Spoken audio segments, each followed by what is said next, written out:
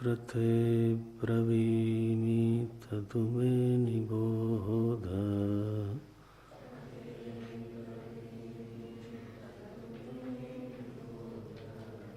प्रते ब्रवीमि ततु मे निबोध।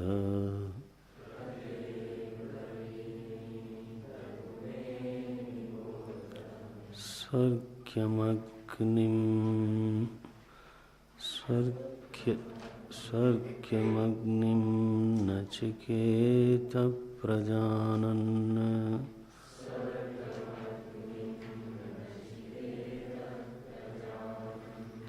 अनन्तलोकाप्तिमथो प्रतिष्ठाम्।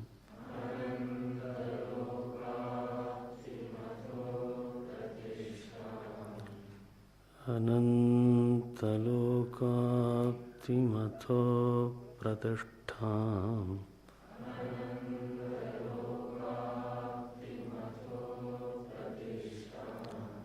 विद्धि त्वमेतं निहितं गुहायाम्।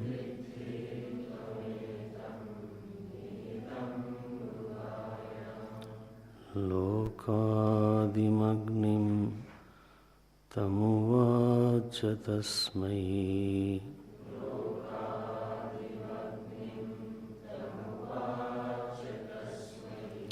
या इष्टका यावतीर्वा यथा वा।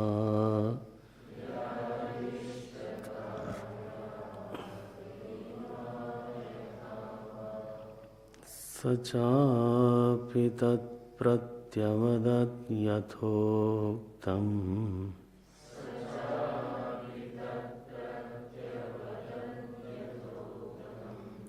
अथास्य मृत्युः पुनरेवाह तुष्टः।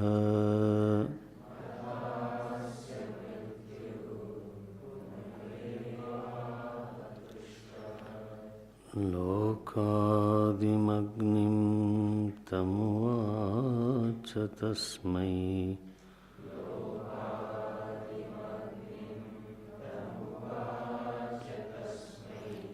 या इष्टका यावतीर्वा यथा वा।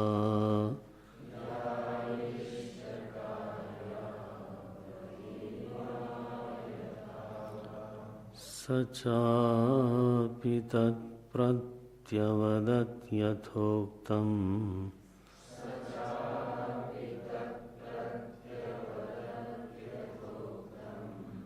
अथास्य मृत्युः पुनरेवाह तुष्टः।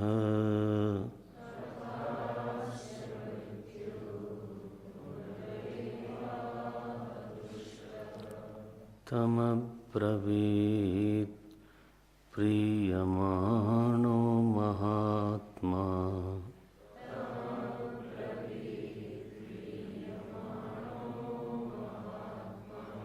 वरं तवेहाद्य ददामि भूयः।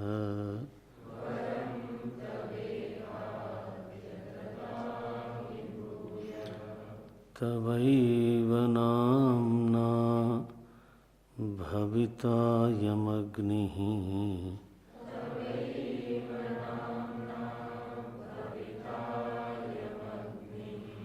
शङ्कां चेमामनेकरूपां गृहाण।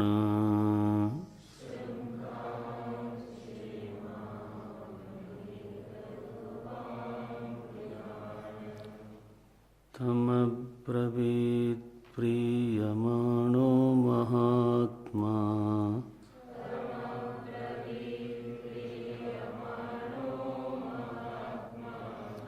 वरं तवेहाद्य ददामि भूयः।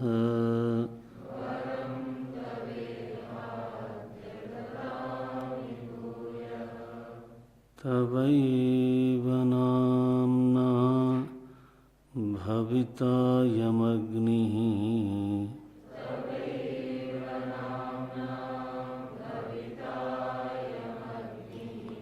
श्रृङ्कां चेमामनेकरूपां गृहाण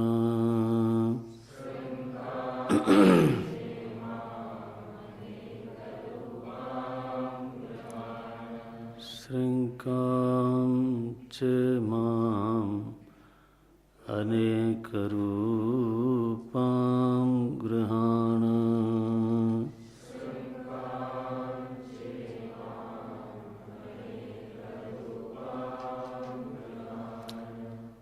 इदं श्रुतेर्वचनं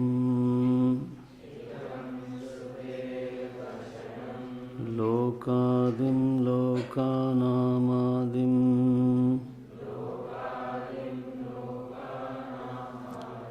प्रथमः शरीरत्वात् अग्निं तं प्रकृतं नचिकेतसा प्रार्थितम्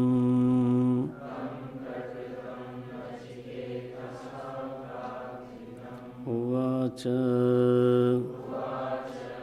उक्तवान् मृत्युस्तस्मै नचिकेतसे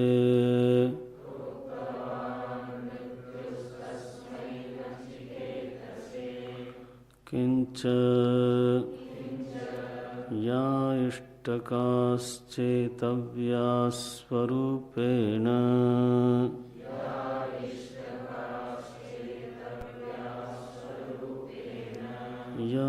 यावतीर्वा संख्यया यथा वाच्यतेऽग्निर्येन प्रकारेण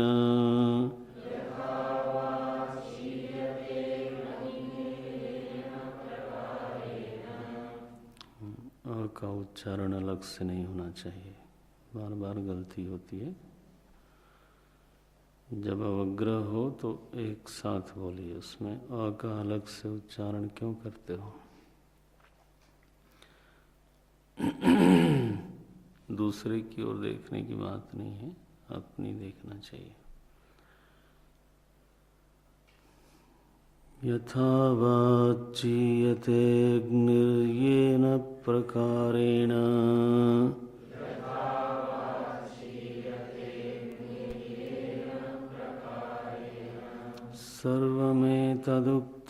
सर्वमेतदुक्तवानित्यर्थः।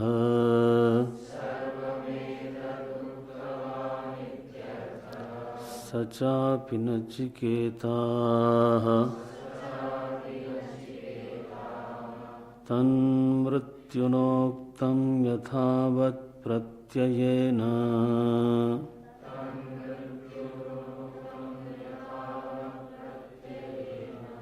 अवदत् प्रत्युच्चारितवान्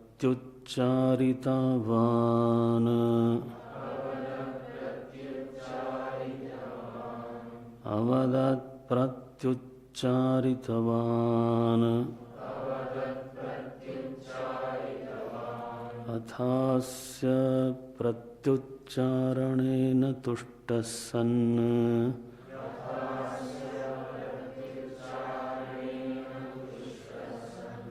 मृत्युः पुनरेवाह वरत्रयव्यतिरेकेणान्यं वरं दित्सु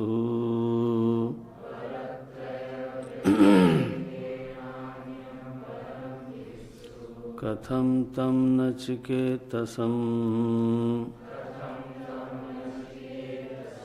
अब्रवीत् प्रीयमाणः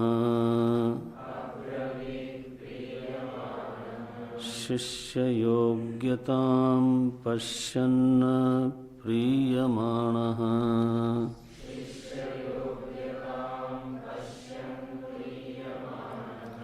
प्रीतिमनुभवन् महात्मा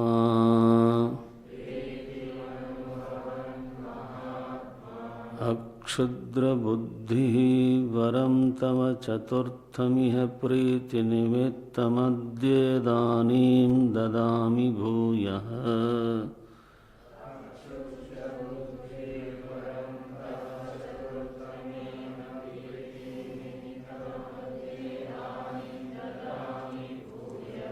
पुनः प्रयच्छामि तवैव नचिकेतसो नाम्नाभिधानेन प्रसिद्धो भविता मयोच्यमानो यमग्निः।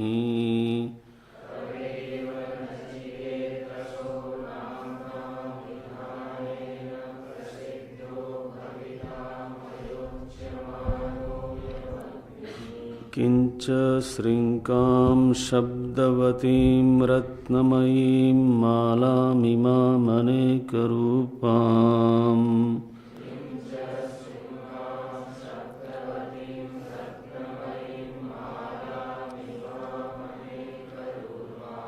विचित्रां गृहाण स्वीकुरु।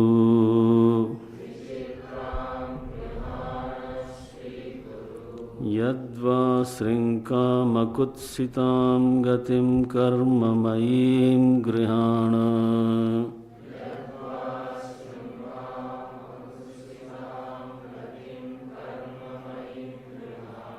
अन्यदपि कर्म विज्ञानमनेकफलहेतुत्वात् स्वीकुर्वित्यर्थः।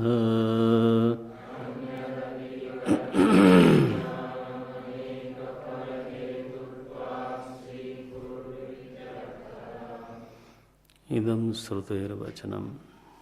नचिकेता और यमराज के संवाद के प्रसंग में ये जो 15वां मंत्र है, ये श्रुति का वचन है। अभिप्राय है कि ये न तो नचिकेता का वचन है और न तो यमराज का वचन है। ये संवाद की व्यवस्था में 15वां जो मंत्र है वो इदम ये सावधानी से देखना चाहिए। इदम श्रुतेर वचनम, यह जो मंत्र है बीच में, वो किसने बोला, ऐसी जब आकांक्षा हुई तो उत्तर दिया भाष्यकार ने, इदम श्रुतेर वचनम, ये श्रुति का अपना वचन है। इन बातों से ऐसा ध्वनित होता है, संकेत मिलता है, साधक को संकेत ले लेना चाहिए कि आख्यायिका कहने वाली कौन है, श्रुति है। और इसलिए बीच बीच में जहाँ संवादकारों में, संवाद करने वालों में किसी का वचन अगर वो न होवे तो वो वचन फिर कथाकार का स्वयं का होगा। आख्यायिका कहने वाली कौन है, श्रुति। सो इदम श्रुतेर वचनम, ये श्रुति का अपना वचन है। क्या वचन है कि जब प्रार्थना की नचिकेता ने तो यमराज ने उसकी प्रार्थना के उत्तर में उपदेश किया, अग्नि विद्या का उपदेश किया।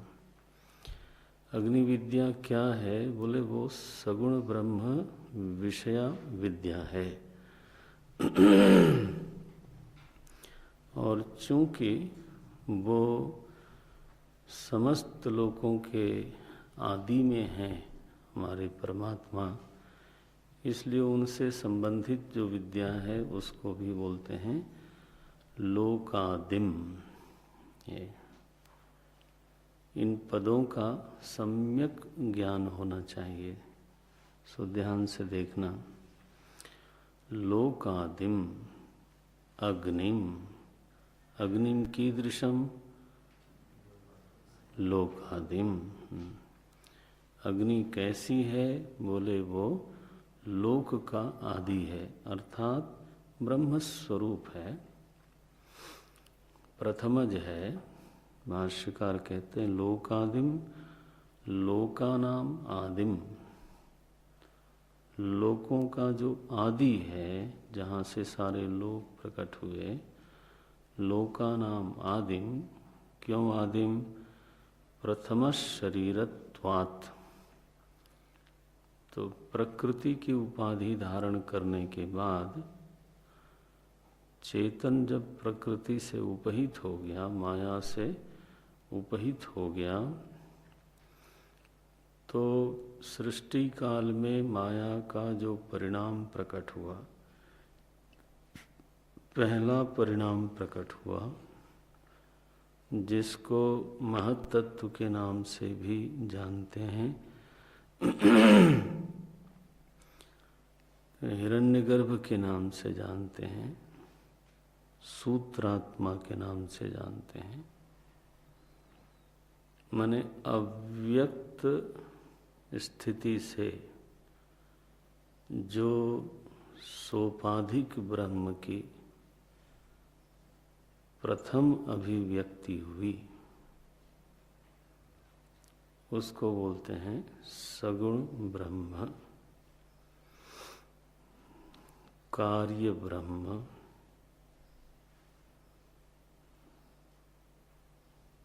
हिरण्यगर्भ अथवा महत्तत्व। एक बात का ध्यान रखना विद्यार्थी लोगों, तो चेतना वास्तव में अव्यक्त एक दृष्टि से कही जा सकती है, लेकिन चेतना माने जो चिन्मय तत्व है वो चूंकि ज्ञान स्वरूप है, इसलिए कभी भी वो अज्ञात नहीं होता।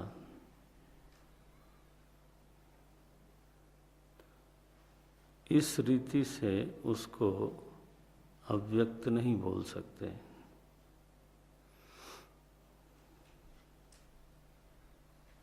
जो माया है वो अभिव्यक्ति काल में ज्ञात होती है और लय काल में अज्ञात होती है। अज्ञातता का जो तत्व है अथवा कहीं अज्ञातता का जो संपर्क है वो माया के साथ होता है, माया के कार्य के साथ होता है।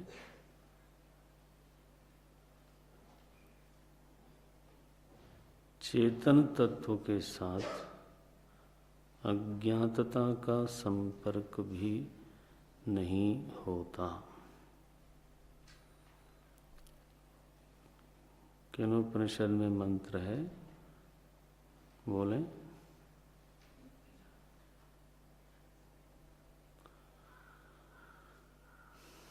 अन्यत् एव विदितात् अविदितात् अधि।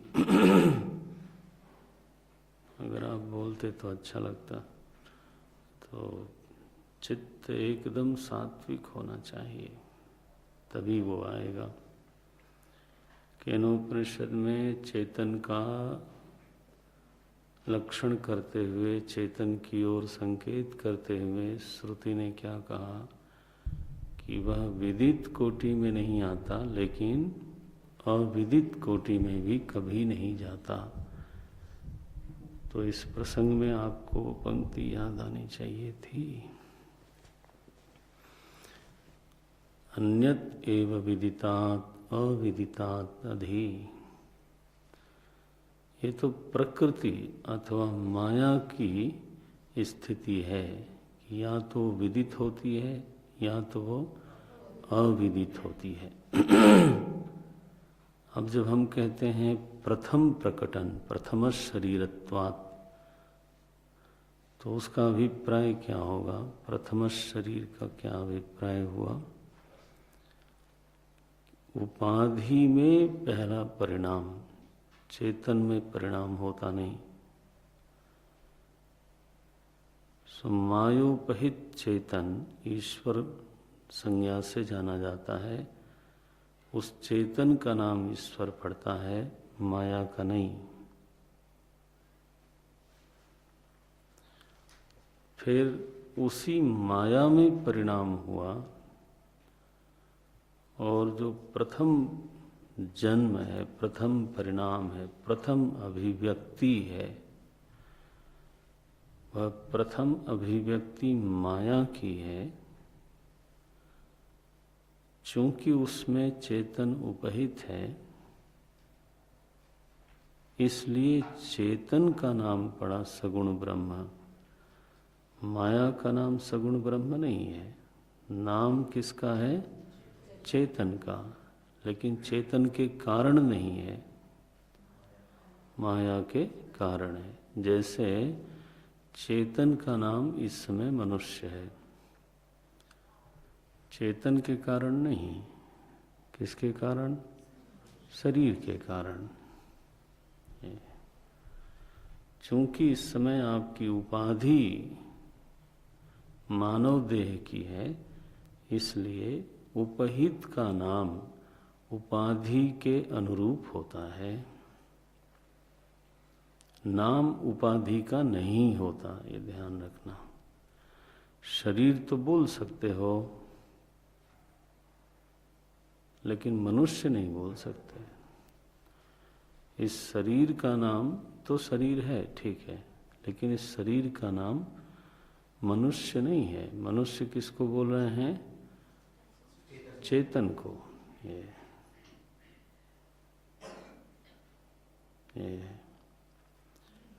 तो अगर मैं बोलता हूँ भरत, तो भरत नाम शरीर का नहीं है।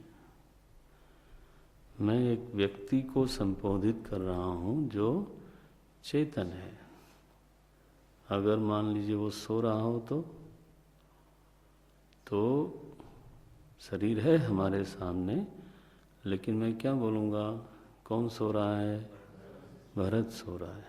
तो अब भरत का वाच्य कौन हुआ?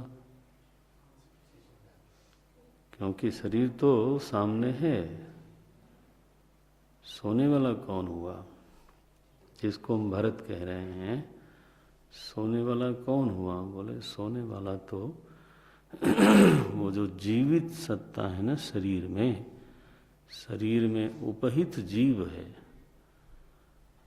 फिर जीवत्व भी उपाधि के कारण है, तो सूक्ष्म शरीर की उपाधि में जो उपहित है उसका नाम जीव है। सूक्ष्म शरीर का नाम जीव नहीं है।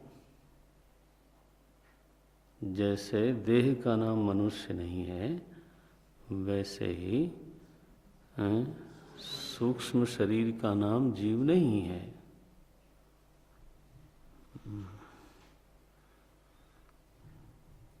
सूक्ष्म शरीर में उपहित का नाम जीव है। तो दृष्टि हमेशा उपहित पर होनी चाहिए, और उसी उपहित के भिन्न भिन्न नाम कैसे पढ़ते हैं, क्यों पढ़ते हैं, इसका विवेक रहना चाहिए। नाम सारे उपहित के हैं,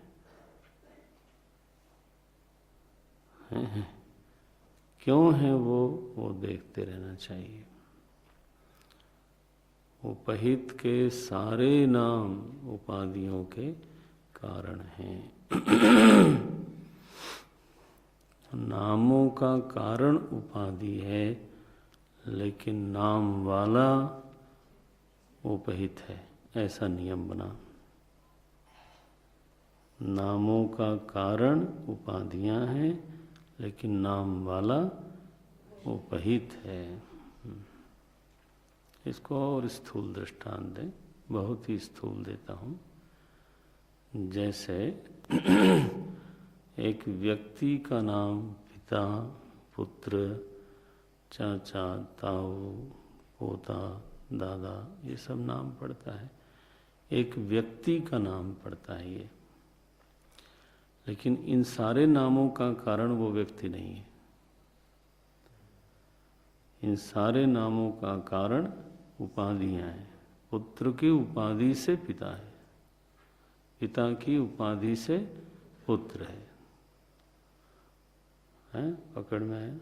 तो नामों में जो अनेकता आई वो उपाधि के कारण आई। लेकिन नाम किसके हैं? उपहित के।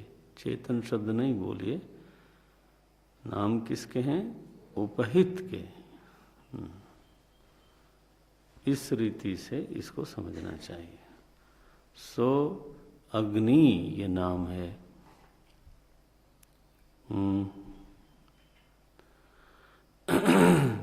अग्नि ये नाम है, लोकादिम ये नाम है।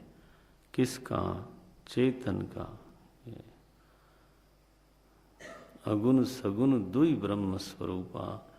ये सगुण कोई दूसरे आदमी का नाम नहीं है, एक ही चेतन के दो नाम हैं।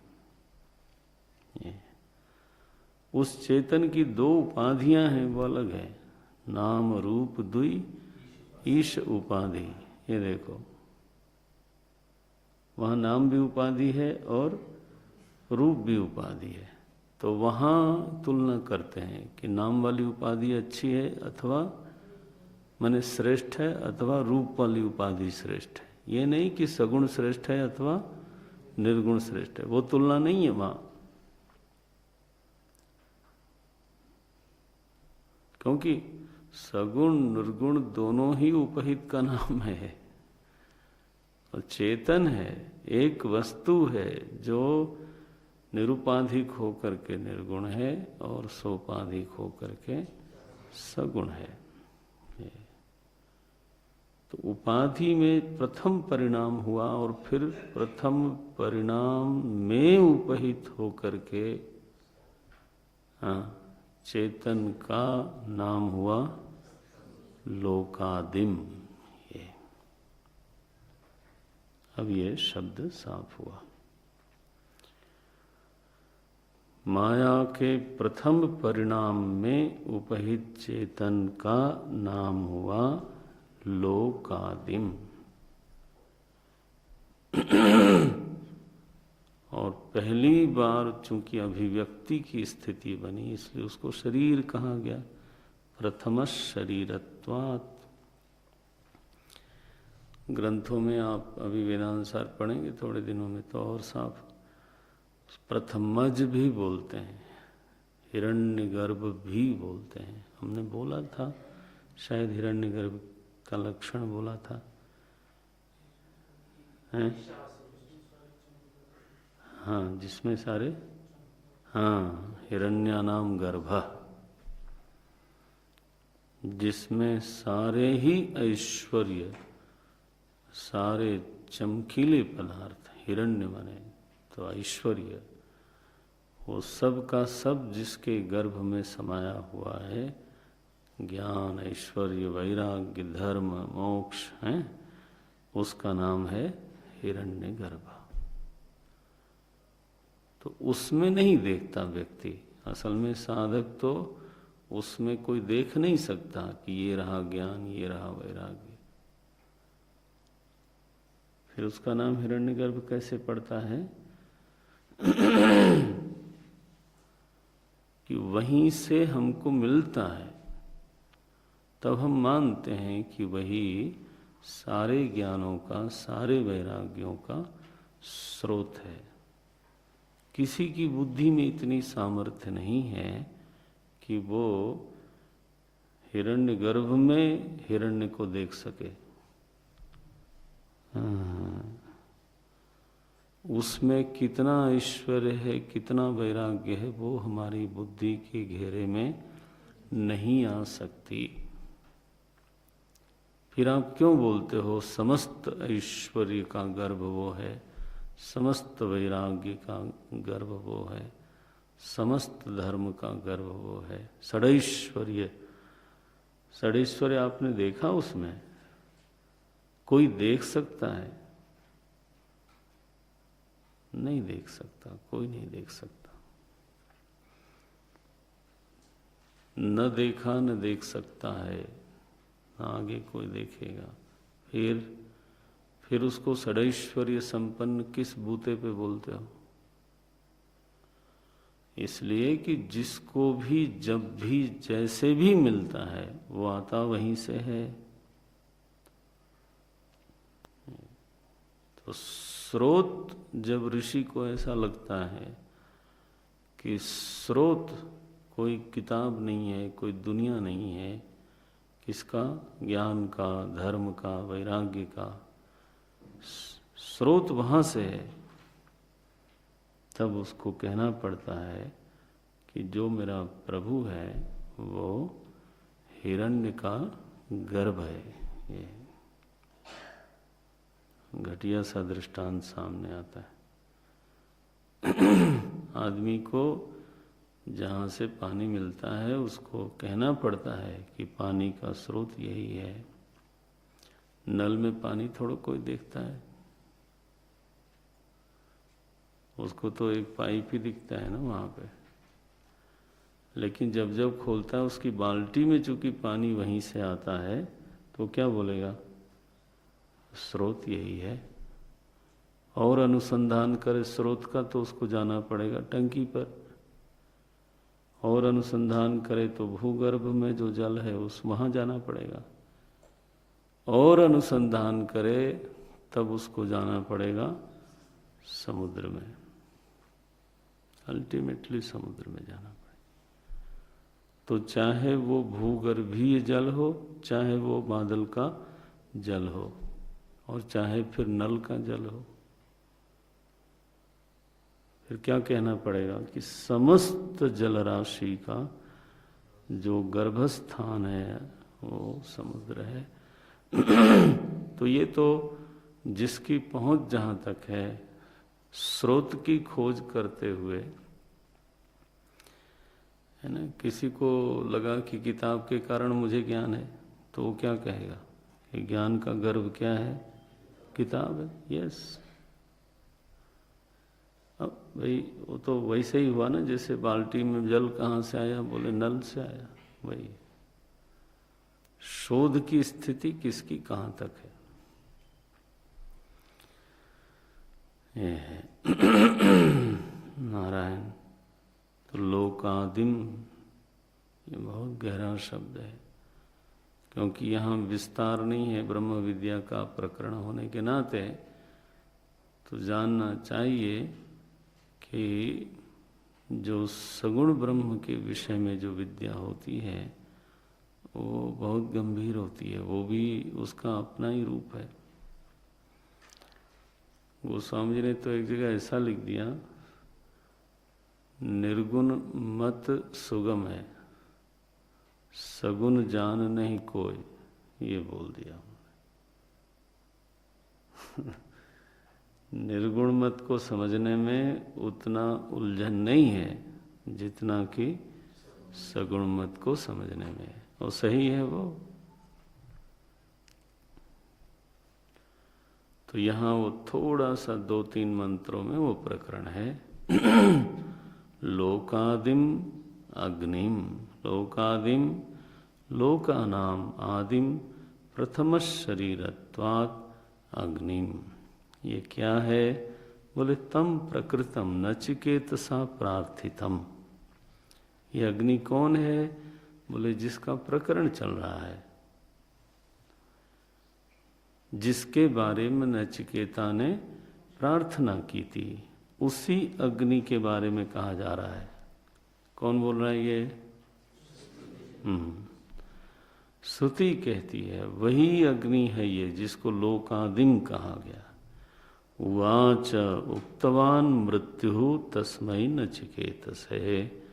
उस नचिकेता के लिए भगवान यमराज ने तो उवाच उपदेश किया, और इतने विस्तार से उपदेश किया कि नचिकेता को कोई कहीं उलझन न रह जाए, अस्पष्टता न रह जाए। कैसा उपदेश किया? या इष्ट का यावतीर वा यथा वा। उपनिषद ने 3 शब्द बोले हैं।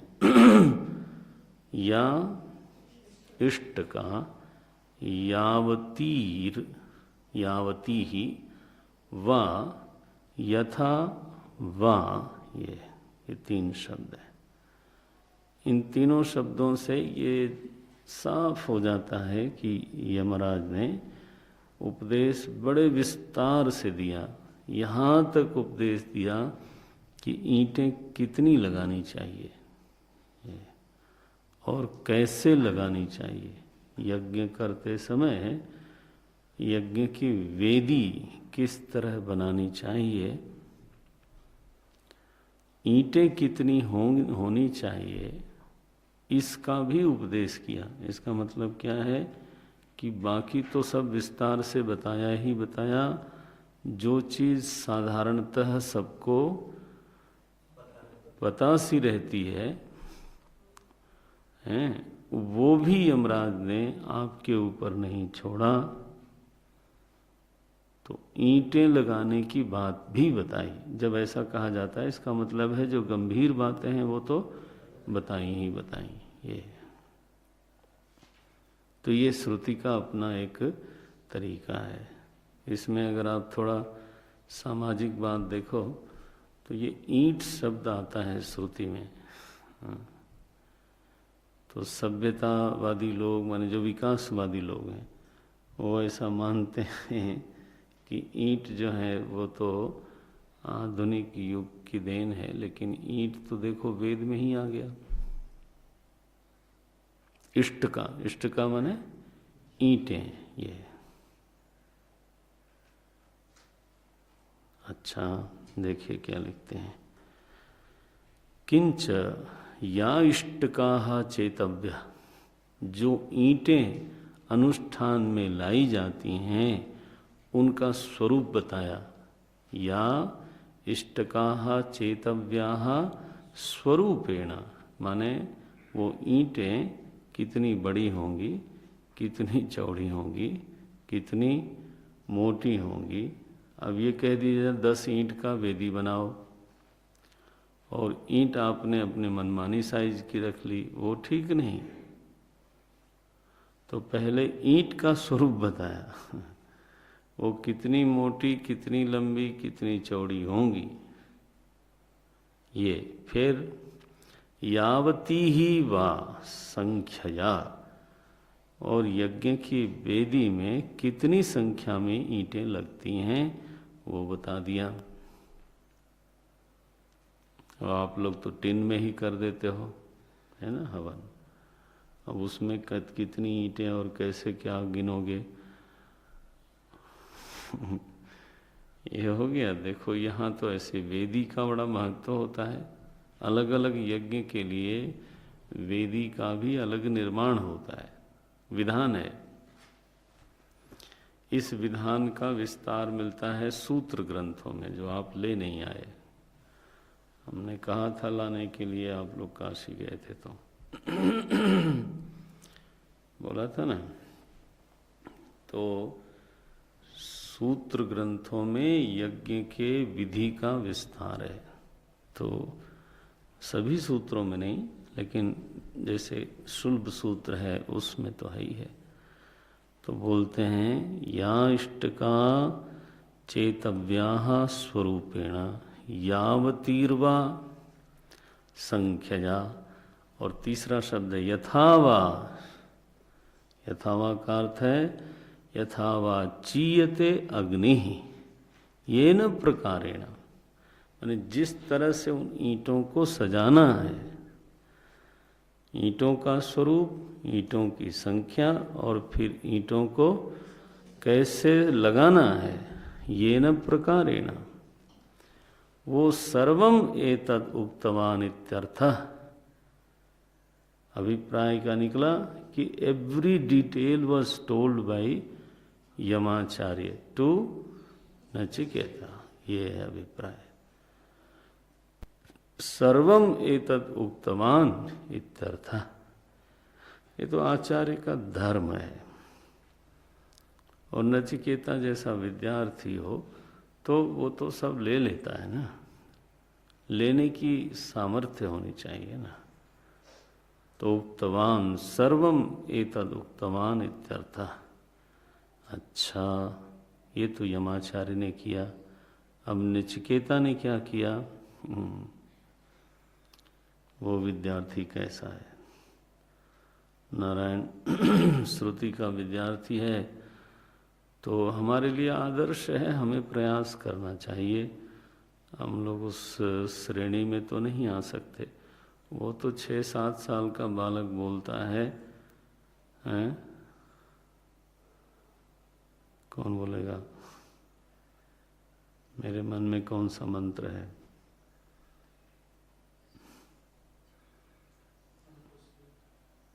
बहुनामेमि प्रथमा।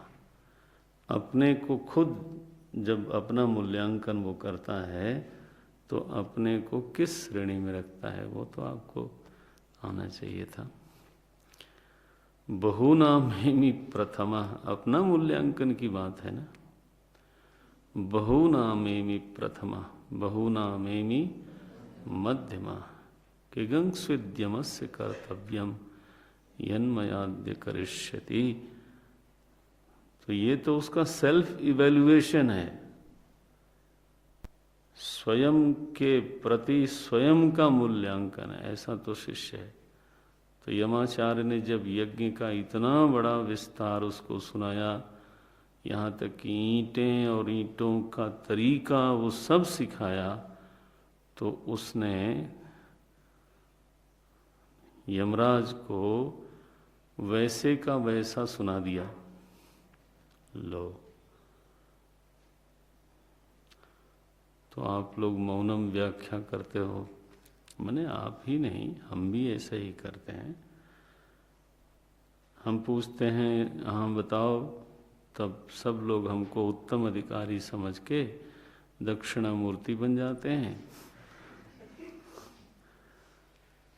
सारे विद्यार्थी हमारे दक्षिणामूर्ति भगवान की जगह पर अवस्थित होके मौन व्याख्या करते हैं। समझते हैं कि मैं इतना अच्छा अधिकारी हूँ कि इनके मौन को भी मैं समझ लूँगा। लेकिन मैं तो बार बार बोलता हूँ कि मेरे में उतना अधिकार नहीं। आप जरा कृपा करके हैं। सुधीर दास कहते हैं कि कोर्स के बाद सुनाऊंगा। मैं जब कोई बात बोलता हूँ कि सुनाओ भाई, तो वो मुझे बोलते हैं कि है ना। मैंने आशा लगा रखी है, क्या कर सकते हैं। लिखा सचापि तत् प्रति अवदत।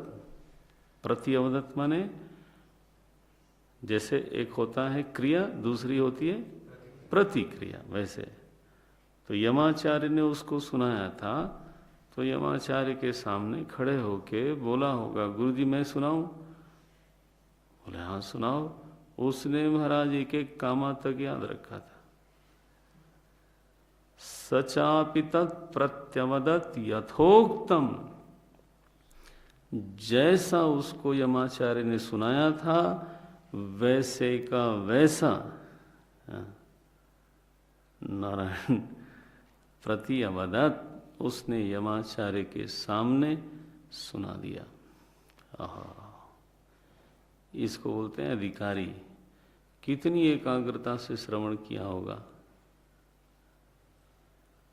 सिर खुजलाने का उसको नहीं, ये सब बानरी विद्या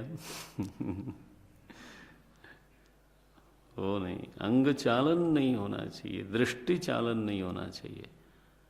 मैं देखता हूँ पीछे कोई कोई विद्यार्थी जो है इधर उधर बहुत देखता है कभी कभी।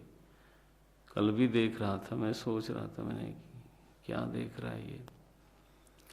कोई उनको अदृश्य पदार्थ दिखता रहता है बीच बीच में।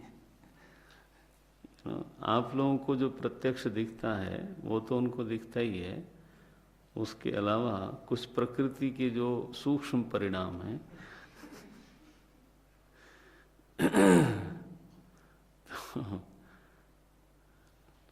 ये तत् न कर्तव्य, बिल्कुल नहीं करना चाहिए। जितना एकाग्रता संभव है, जितनी आपके पास है वो संभाल के लगाओ। अधिकारी निरूपण चल रहा है तो दिखाया उन्होंने, इतनी एकाग्रता से श्रवण किया और धारणा शक्ति इतनी है ओम नारायण नारायण।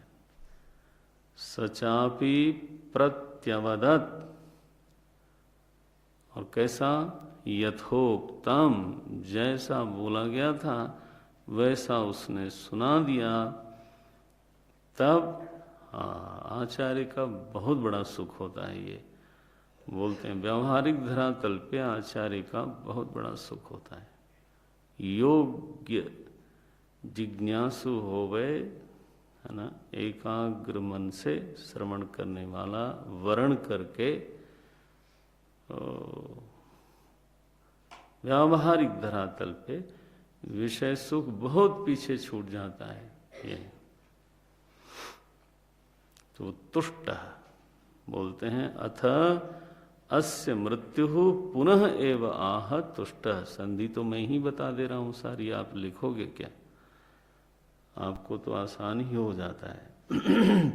पढ़ते समय मैं सावधान था कि आज संधि तोड़ के नहीं पढ़ूंगा, नहीं तो इन लोगों को आसानी रहती है, फटाफट। थोड़ा मेहनत भी करनी चाहिए, लेकिन अभी तो बोल दिया मैंने। अथ, इसके बाद, अस्य, नचिकेता के लिए, मृत्यु पुनः एव आह तुष्टः, यमाचार्य परम संतुष्ट हुए और फिर बोले। भाष्यकार को देखिए। सचापि नचिकेता तन मृत्युना उक्तम यथावत प्रत्ययेन अवदत्। जैसा उन्होंने बोला था वैसा उसने सुना दिया। प्रति उच्चारितवान, यमराज ने उच्चारण किया था, हाँ, नचिकेता ने प्रति उच्चारण कर दिया। वो भी कैसा? यथावत, बिल्कुल। अच्छा। अथ अस्य प्रति उच्चारणेन तुष्टः सन्न, जब प्रति उच्चारण सुना नचिकेता का तो यमाचार्य अत्यंत प्रसन्न हुए। तुष्ट सन्न, मृत्यु पुनः एव आह, फिर से उन्होंने कहा। क्या कहा? किस लिए बोला है यमाचार्य ने? बोले उनके मन में आया कि ये 3 वर के अलावा भी मुझे कुछ इसको देना चाहिए। तो वरत्रय व्यतिरेकेण अन्यम वरम दित्सु, वरत्रय के अतिरिक्त कोई और वर देने के लिए यमाचार्य प्रसन्न हो करके बोलते हैं। गुरुजी बोलते हैं कि आप खुश हुए, इसका प्रमाण ये है कि आपका पर्स खुलना चाहिए। और अगर पर्स दबा के रखा हुआ है और मुंह से बोलते रहते हैं क्या कि मैं बड़ा खुश हूँ, मैं बड़ा खुश हूँ, आज बड़ा खुशी का मौका है, बोले आप झूठ बोलते हो। प्रसन्नता हुई तो कुछ देन लेन करो भाई। देखो यमाचार्य प्रसन्न हुए तो थैली खुलती है ना फिर किसकी? वर देने की। एकदम बोले पुनः एव आह तुष्टः। क्या बोलते हैं वो? सुनो नचिकेता। तम अब्रवीत प्रियमाणो महात्मा। यमाचार्य महात्मा है, ये श्रुति शब्द श्रुति ने स्वयं अपनी ओर से बोल दिया। यमाचार्य कैसे हैं? महात्मा। और इस समय कैसे हैं? प्रियमाण। प्रियमाण माने बिल्कुल चित्त में उनके प्रीति का प्रवाह हो रहा है। सो ऐसे यमराज हैं। और महात्मा माने क्या? बोले महांश असौ आत्मा च, उसका नाम महात्मा होता है। आत्मा तो माने आत्मा तो महान सभी की है, तो किसी की महान है किसी की क्षुद्र है, ऐसा कहने पर आत्मा शब्द का अर्थ क्या होगा? अंतःकरण। क्यों संकोच क्यों है? अंतःकरण, हृदय, बुद्धि। तो यहां लिखा अक्षुद्र बुद्धि। महात्मा अक्षुद्र बुद्धि, तो कंजूस नहीं है, उदार चित्त है यमराज का। वो अत्यंत प्रसन्न हुए तो तम अब्रवीत, तम मने नचिकेतसम, ये बोलते हैं कथम तम नचिकेतसम अब्रवीत प्रियमाण। क्यों प्रसन्न हो गए? क्या लिखते हैं?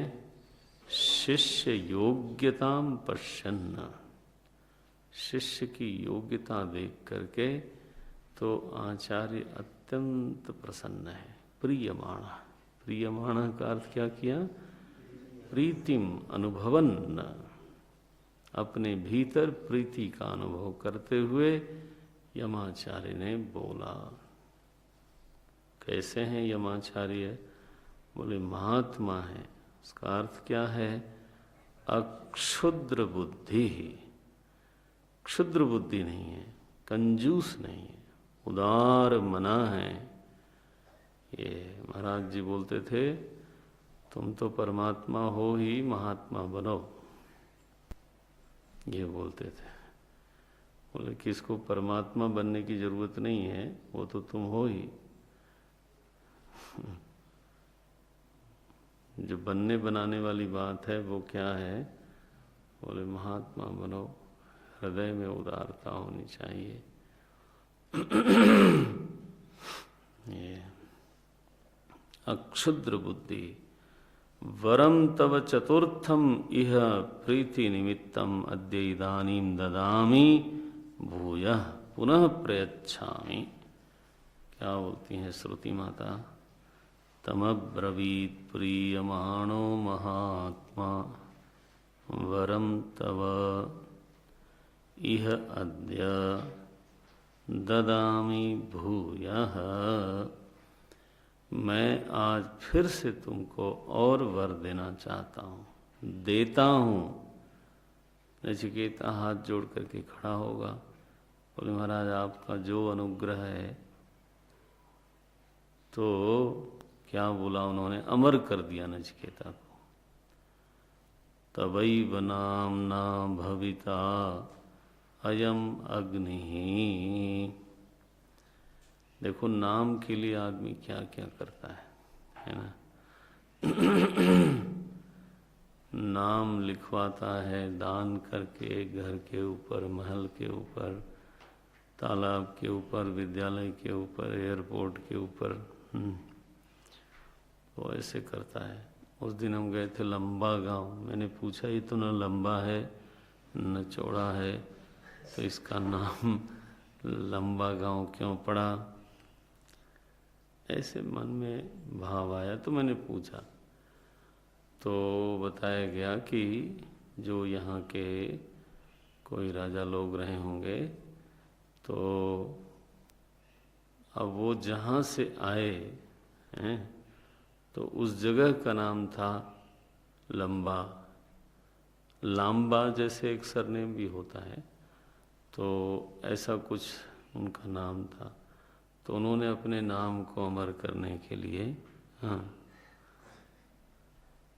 उस गांव का नाम रख दिया। अब वो अमर ही है, समझिए आप, रजिस्ट्रेशन में है। अब और कोई कारण ही नहीं दिखता लंबा गांव। तो लोग अपने नाम को बचाए रखने के लिए, ये भी एक अमरता का स्वरूप है। ये परिवार में भी जो वंश चलता है ना, तो वो भी एक तरह से अमरता का स्वरूप माना जाता है कि संतान के रूप में कौन जीवित है? बोले मैं ही जीवित हूँ।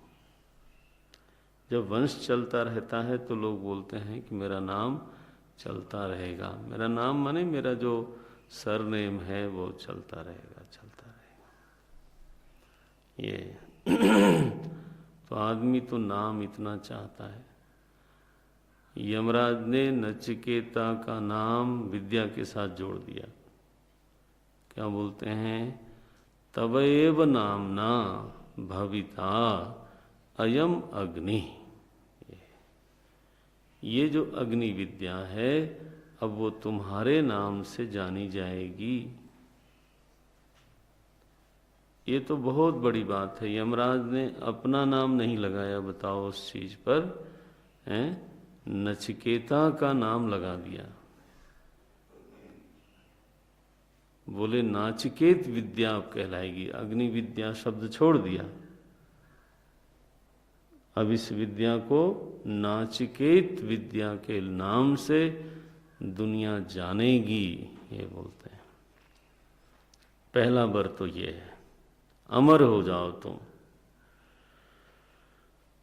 दूसरा वर क्या है? श्रृंकाम च इमाम अनेक रूपाम गृहाण, और ये माला स्वीकार करो। श्रृंकाम, श्रृंकाम माने माला। कैसी है ये? अनेक रूपाम, इतनी विचित्र माला है, इतनी सुंदर माला है, इसको स्वीकार करो। रत्नमयी, अपने गले में से उतार करके तो नचिकेता के गले में डाल दिया उन्होंने। ये श्रृंकाम, श्रृंकाम, इसका दूसरा अर्थ किया भाष्यकार ने। पहले श्रुति देख लो, भाष्य बाद में देखना। तो दूसरा अर्थ किया कि जो कर्म संबंधी विद्याएं थीं, उन सारी विद्याओं को फिर यमाचार्य ने उसको सिखाया।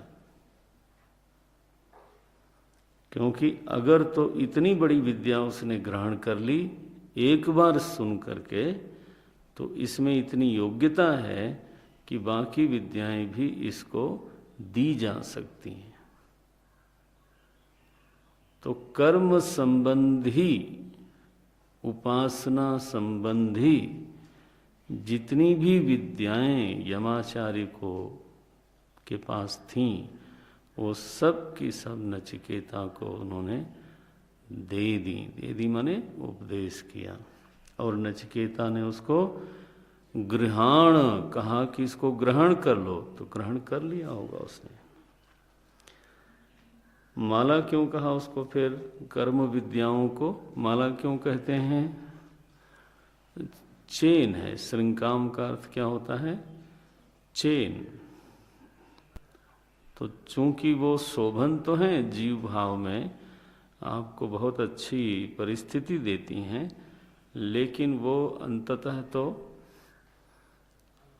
बंधन रूप है। इसलिए अनेक रूपता है उसमें, लेकिन बंधन का तत्व उसमें शामिल है। इसलिए अब देखो भाष्यकार क्या बोलते हैं। तवैव नचिकेतसो नाम्ना विधानेन प्रसिद्धो भविता मया उच्यमानः अयम अग्नि। यह जो मेरे द्वारा बताई हुई अग्नि विद्या है, वो तुम्हारे ही नाम से जानी जाएगी आज से। किंच श्रृंकाम शब्दमतीम रत्नमयी मालाम।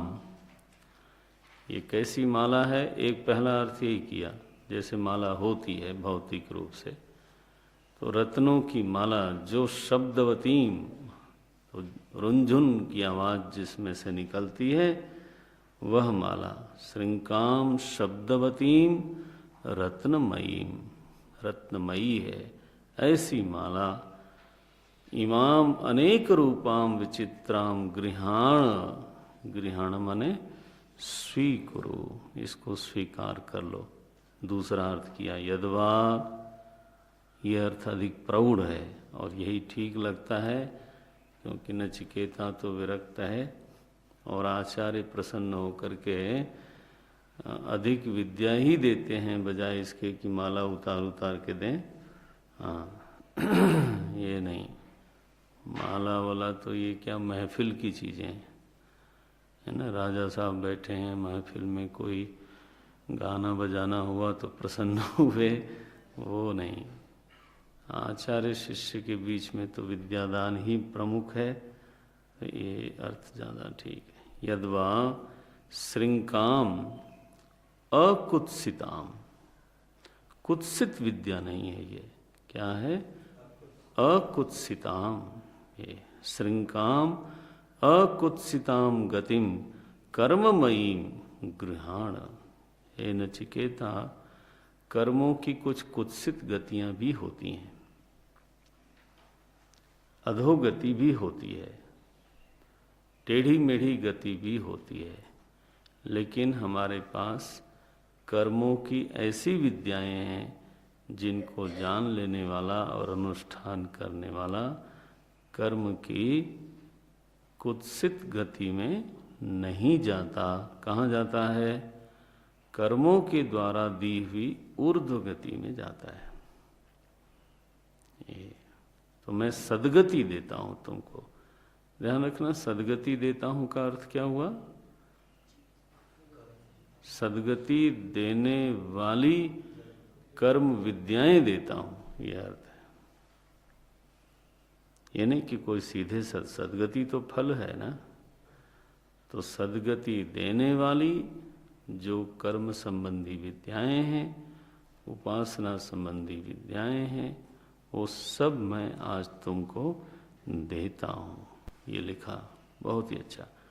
अन्यत अपि कर्म विज्ञानम, ये वाक्यार्थ है। इसको चाहे तो आप अंडरलाइन कर लो, चाहे समझ लो। माला का अर्थ देखना, क्या अर्थ है माला का? अन्यत अपि कर्म विज्ञानम, नाना प्रकार के जो और भी कर्म विज्ञान हैं, वो कर्म विज्ञान कैसे हैं?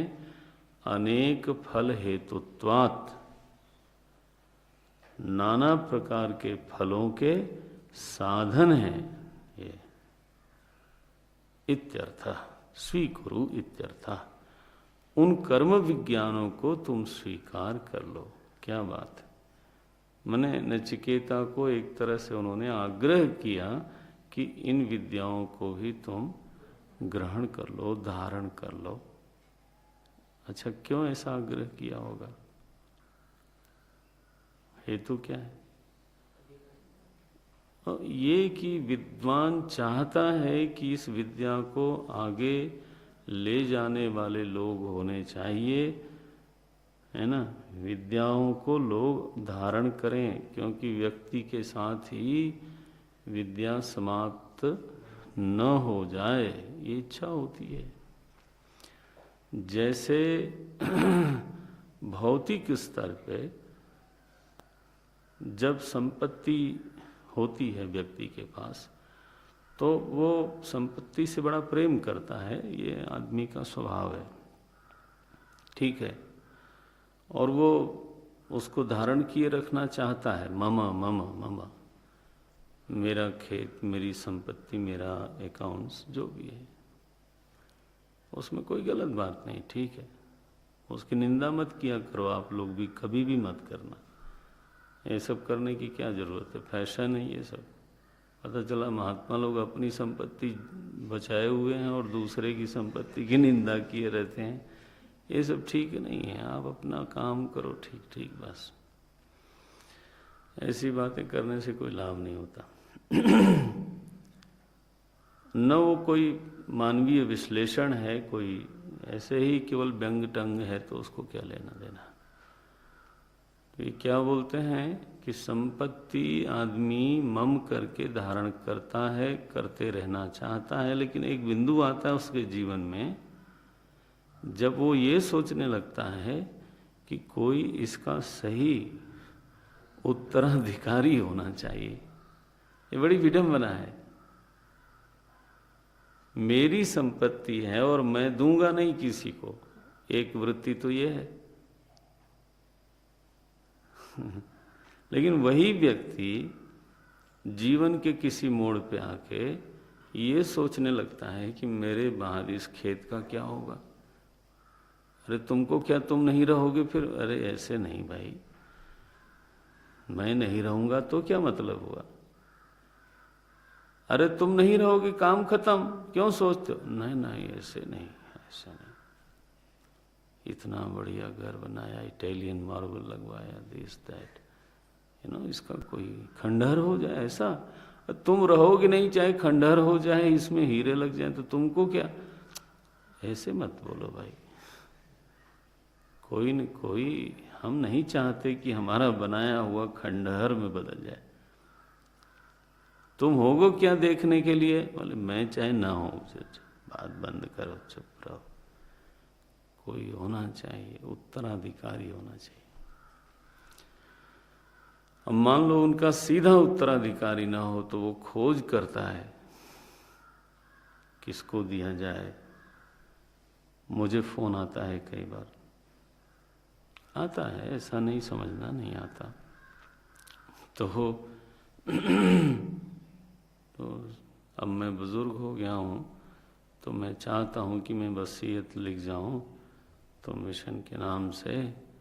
तो हम आए थे और या आप आए थे वहाँ, तो मुझे लगा कि सब ज़्यादा इसका सही उपयोग होगा, सार्थक उपयोग होगा। मेरा भी दिल खिल जाता है ऐसा फोन आने पर।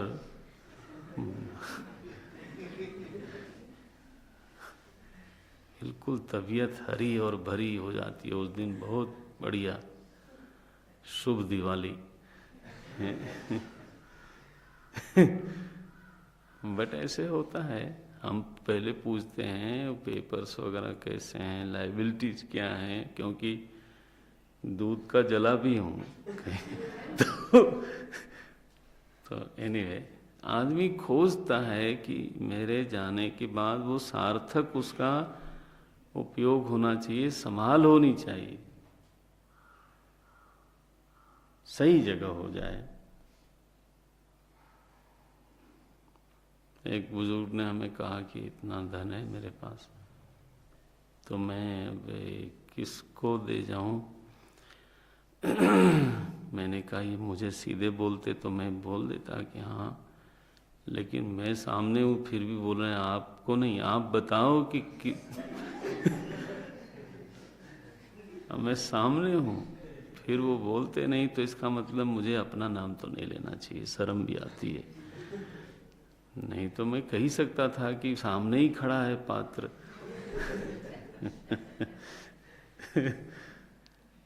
तो फिर मैं, अब ये घटी घटना है, तो हमने कहा भाई आपको विद्या से बड़ा प्रेम रहा है, एक फंड क्रिएट करो यूनिवर्सिटी में। यूनिवर्सिटी में इस तरह के विधान होते हैं, तो मेधावी तेजस्वी छात्रों को पढ़ाने का यूनिवर्सिटी कुछ व्यवस्था कर दे। प्रतिवर्ष 2 बच्चे भी पढ़ जाएं तो बहुत है, 5 बच्चे पढ़ जाएं तो बहुत अच्छा है। वो बहुत आनंदित हुए, सार्थक हो गया ना, आगे ऐसा मेरे धन का सार्थक उपयोग होगा। तो आप क्या समझते हो केवल संपत्ति और धन वाले ऐसा सोचते हैं? ना ना ना ना, विद्वान लोग भी ऐसा सोचते हैं। नारायण, वो सोचते हैं इतनी परिश्रम से एक विद्या अर्जित की गई और अब कोई परंपरा में दिखता नहीं, सारा तो गाने बजाने वाले ही दिखते रहते हैं। टीवी पर आने की होड़ लगी रहती है, तो उनको कोई ऐसा अधिकारी मिलता है तो वो फट से अपनी माला उतारते हैं, श्रृंकाम चैमाम। ये भाव है। अधिकारी देखने के कारण यमाचार्य ने कहा स्वीकुरु, गृहाण। ऐसा कैसा लगता है आपको शब्द में? आग्रह है एक तरह का, इसको धारण करो।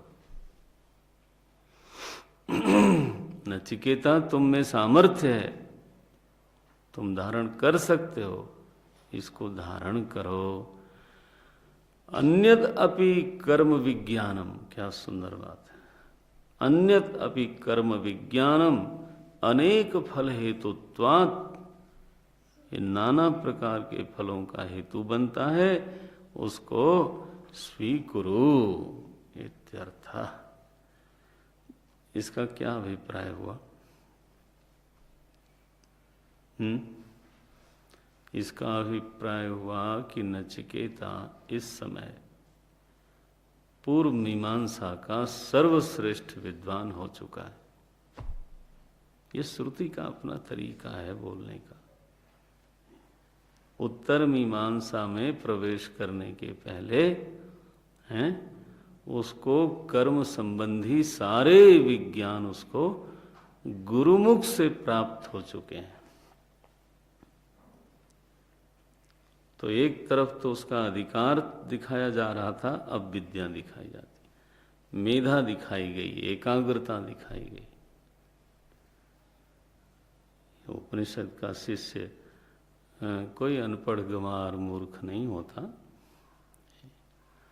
स्वीकुरु, ग्रहण हो गया, अच्छा भाई अब अगली कक्षा में देखेंगे। ओम ओम ओम श्री कृष्ण। ओम पूर्णमदः पूर्णमिदं पूर्णात् पूर्णमुदच्यते पूर्णस्य पूर्णमादाय पूर्णमेवावशिष्यते। ओम शांति शांति शांति। हरि ओम। श्री गुरुभ्यो नमः। हरि ओम।